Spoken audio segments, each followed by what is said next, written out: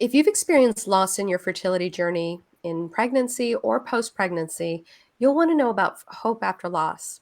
Christina Milos, who is the executive director for Hope After Loss, and Alicia Johnston, who is its program manager, are here with us on Lunchtime Live at the Center to talk about the services, the support, and events offered by this heart centered nonprofit organization. Christina and Alicia, welcome. Thanks for Thank having you. us. So, who is Hope After Loss for? I mentioned it a little bit, and how were you created? So Hope After Loss is for anyone who has experienced pregnancy and or infant loss, and our mission is to help anyone who's experienced that kind of loss to find the inspiration of hope by providing connections, comfort, and care. We were founded by Dr. Michael Berman of Yale over 25 years ago. He believed that patients who suffered this type of loss would benefit from connecting with one another to create peer relationships, which would help reduce the isolation and other things experienced by those who have experienced this type of loss. I think some of the people that he brought together in the early days founded Hope After Loss, which was actually called Hygeia at the time, and it's grown over the years to be the organization that we know today. So this is for anyone who has had a miscarriage, a stillbirth, infant loss. Can you talk a little bit more about who specifically you work with or support? Yes, so it's really all of the above. We'll help anyone, but our support groups are really tailored towards.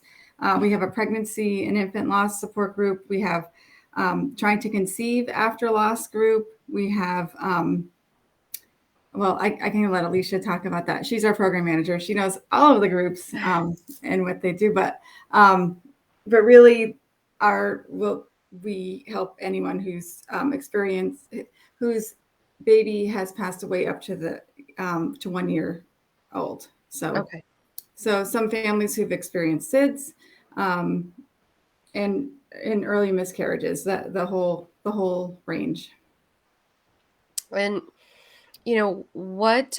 So you're based in Connecticut. Mm-hmm. Is this only for Connecticut? No, not anymore. But before COVID, yes. But since then, we've been virtual, and we've ended up reaching people from all over the country that are now attending our groups and using our resources. So we're not just Connecticut anymore. Can you talk a little bit about your services? Sure, I'll let Alicia do that. Absolutely. So we achieve our mission through 3 programs. So the first is our bereavement support program. So of course we have our support groups, some of which Christina listed before, but those include pregnancy and infant loss, trying to conceive, pregnancy after loss, termination for medical reason, loss support, men's grief groups, men's trying to conceive, pregnancy after loss, and as well as our parenting after loss group. Those are our support groups that are virtual and are open to anyone, anywhere, and they can access that via Zoom off of our website or off of our Facebook of Hope After Loss. And then we have our peer support program. So this is a little special to Hope After Loss because we really believe and support the value of peer-to-peer connection in addition, to clinical support. So we have our network of trained facilitators who are all bereaved parents themselves, and they offer, individual support on a one-time or 2 to 3 time basis, and they reach out to families who have just experienced a loss, and they connect and share their experiences and how they can feel best supported, and really just helping them every step of the way. It's wonderful. Is there a cost to it? There is not. So all of our programs are absolutely free to everybody to use and utilize. We really want to make sure that these programs are accessible to everyone. And, in addition to our bereavement support, we have a burial and cremation financial assistance program Hmm. where people can apply. This can be a self referral or a referral from a hospital or clinical support person. And they can apply on our website, and we provide $150 towards cremation and $300 towards burial. And we paid that directly to the funeral home to kind of Wow. streamline the process and help bereaved parents as much as we can, because we know that not everybody is financially preparing for a loss, and we want to make sure that everybody has that support and is able to get the closure that they deserve. Wonderful. Um, you mentioned men's support as well. So, can you talk? How does it work? Because it's usually a lot of times it's typically females who come to you for support, or um, from a male perspective, how did that get started, and how well is that? Um, how often do they meet, and how well is that attended? So that's a really good question. And, throughout the history of, pregnancy and infant loss occurring and, just the human population in general, it's, been pretty taboo up until recently, and not enough Hmm. people are talking about it. And now we're kind of getting into the phase where we're realizing that, partners need support too, and they always have. It's not just a new thing. And so, when a person experiences the loss, most of the focus is, primarily placed on the birthing person and not so much of the partner. And Hmm. for this, men especially, we don't say that, grief is worse or harder than anybody else's, but it's different, and it deserves, specialized attention, which is why we created the men's support groups that we have. And I wouldn't say that we were shocked, but we're happily surprised at how tight knit these group of men are, and they meet on a regular basis, at least 2 to 3 times a month. They meet outside of support groups. Even I've heard of Oh, going to get coffee together, and they're just a really tight knit group of dads who support each other, and they have found such incredible value in meeting together and sharing with men's grief and highlighting men's mental health in general. It's very, very important. wonderful. So you offer support groups. Can you talk about your events? I think there's some on your website that I've noticed. Absolutely. So we have, our outreach and education programs. That's the final pillar in our three support services that we offer. And, with this outreach and education, of course, we do events like this and talking to wonderful people and, sharing the word about hope after loss. But we also have community events. So we have monthly remembrance events that occur online, which again, anybody can access at any time. They're typically on the second Friday of the month at 8 p.m. our time in Connecticut. But then we have, our fundraising events. So we just finished our Compassionate Care Awards in June, and those highlight special caregivers who give exemplary care during the time of a loss. It could be following, it could be up until, but that's a really lovely event that people get together and you just celebrate care and supporting the pregnancy and infant loss community. And now that we're encroaching into the fall season, we're looking forward to our 2022 Footprints on Our Hearts Walk and 5K. That's on October 23rd in Hubbard Park in Marion, and also online for people who aren't local to Connecticut. And this event, has the 5K and walk component, of course, but also we have a remembrance ceremony where we read everybody who has had a loss, their names.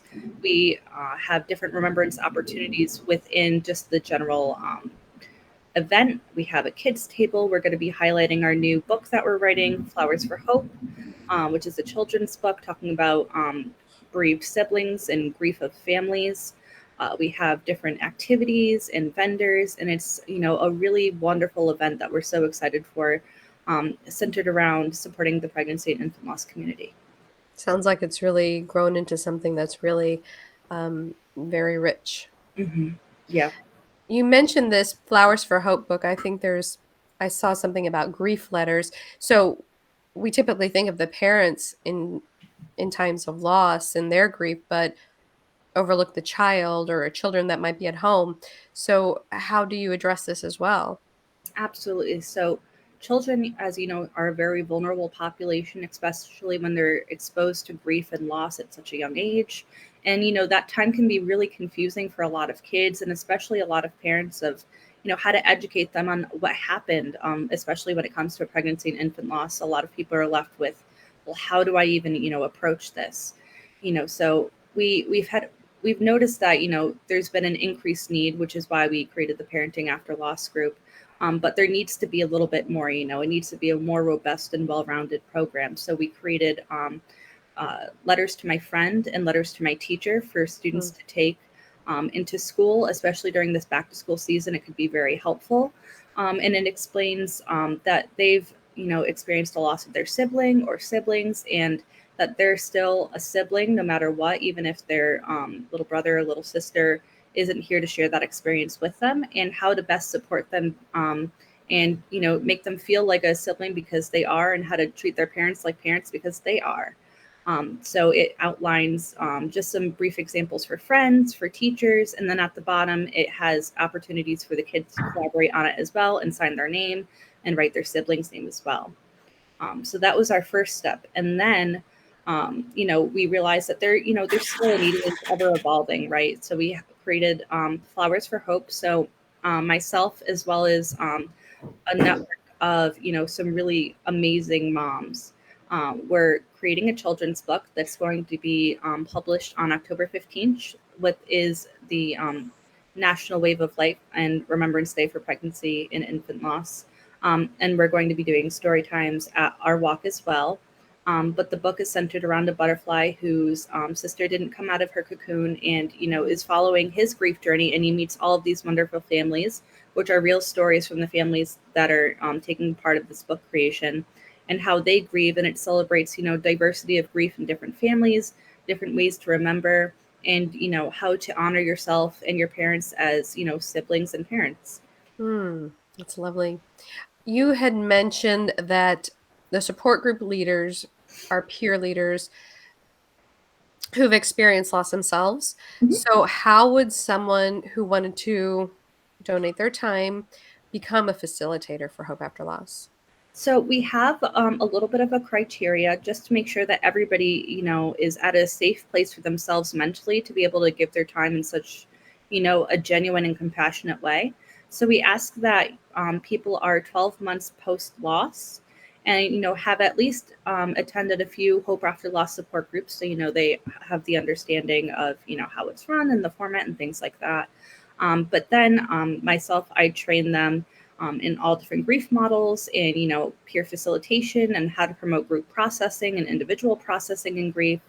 And then they join in and are able to volunteer as much as they can. And we really promote as much as you want to help the world, you need to make sure you help yourself first. So we do it in a very compassionate way that we try to reduce burnout and compassion fatigue as much as we can. And it's a really cathartic way for a lot of parents to be able to honor their loss and honor their babies that they weren't able to parent, and that they get to dedicate this time in a special way to help others. Okay. And how often is there training? How often does that happen? Yep. So there's an online training. So you don't have to be from Connecticut, because we're virtual. Anybody from anywhere can apply to be a facilitator, and that link can be found on our website as well. And so they'll sign up. We typically have a training every quarter. So we'll have another training coming up probably after October, so probably around November. And it's a 2 to 3 day training. And we'll go through it. I do all of the trainings myself, and we go through the presentation, and we have, just a great dialogue back and forth. And everybody who's taken it has really, said that they appreciate the information, and it has really helped them. Mm. Well, it's a great way to give back as well. So, what is a great way, how does Hope After Loss receive support um, from, the public? Well, mostly through donations. I'd say over 80% of our operating budget is from donations that are received from these fundraising events, and just random donations that come in. A lot of people make donations in honor of a baby that has passed, or in support of someone that they know is grieving. And those funds are used to keep all these programs going. Okay, wonderful. And if someone needed to contact you, wanted to get in touch with you for whatever reason, how would they do that? They can just go to hopeafterloss.org, and there's contact information on there. They can look at all of our resources and figure out. But it's Alicia and I are the two employees, and we have a board of directors, and I think their information is there too. So we'd love to kind of connect with anyone who wants to contact us for any reason. Great. Well, Christina and Alicia, thank you so much for being here. Thank you for your time. Thank you. Thanks so much. And thank you to those who are watching today. You can visit our website at yukonfertility.com for any questions, comments, thoughts, or if you'd just like to reach if you'd like to reach us as well. And we'll see you next time on Lunchtime Live at the center. Great. Take care. Thank you. Thank you.